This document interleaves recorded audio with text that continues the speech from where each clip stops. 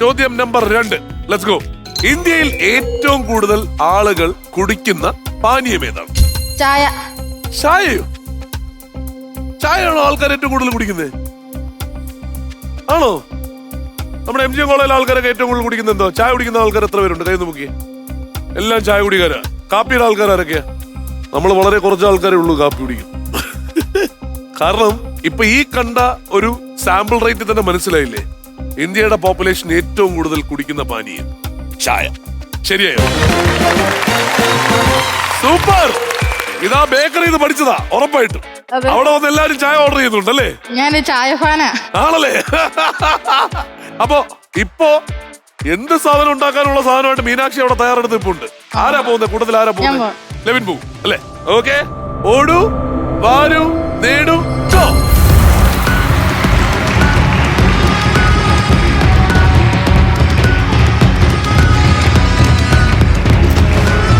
ചായപ്പൊടി എടുത്തിട്ടുണ്ട് കറക്റ്റ് ആയിട്ട് അവൻ.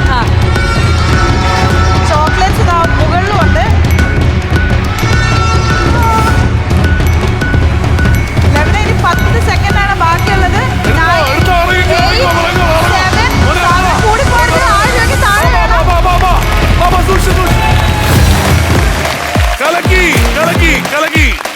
ഈ ഒരു ചെറിയ അബദ്ധം കാണിച്ചിട്ടുണ്ടോ എന്ന് എനിക്കൊരു സംശയമുണ്ട്. കാരണം ഈ ഐറ്റം വരുമ്പോ പേടിയാ. ആ ഐറ്റം എന്താണെന്ന് ഞാൻ ഏറ്റവും അവസാനം പറയാം. അവൻ ആഗ്രഹമുള്ള സാധനം ആദ്യം എടുത്തിട്ടുണ്ട്. ക്രഞ്ച്. 65 രൂപ സെറ്റ്. അത് കഴിഞ്ഞ് ചായയാണ് ഇഷ്ടമെങ്കിലും ഒരു കാപ്പി എടുത്തിട്ടുണ്ട്. 125. 65 125 എത്രയായി? 190 ചായപ്പൊടി 85. അരി 95. ഇപ്പൊ എത്രയായി? 370.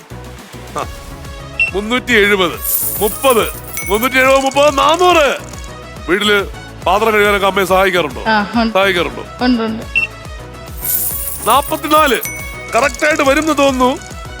വലിയ കുഴപ്പം വരാൻ സാധ്യതയില്ല. കിറ്റ്കാറ്റ് ഒരെണ്ണം എടുത്തുള്ളൂ. കിറ്റ്കാറ്റ് ആർക്കും അത് പകുതിയാക്കൂ. 10 രൂപ.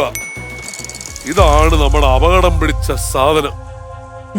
ഇതെന്താണെന്ന് നോക്കട്ടെ. 460 ഈ ഒരു ചെറിയ പാക്കറ്റിൽ. പായസം ഉണ്ടാക്കാനുള്ള പ്ലാൻ ആയിരുന്നു. ഒരു മിൽക്ക് മെയ്ഡ് മാത്രമേ ഉള്ളൂ കേട്ടാ. ഓ, ഇതിന്റെ കണക്ക് കേട്ടാൽ നമ്മൾ തകർന്നു പോകും. എത്രയെന്നറിയോ? 1003. 1000 രൂപയും 3 രൂപ കൂടുതൽ. ഒരൊറ്റ കാര്യമുള്ളൂ. നീ ഒന്നേ കിറ്റ്കാറ്റും കഴിച്ചേ.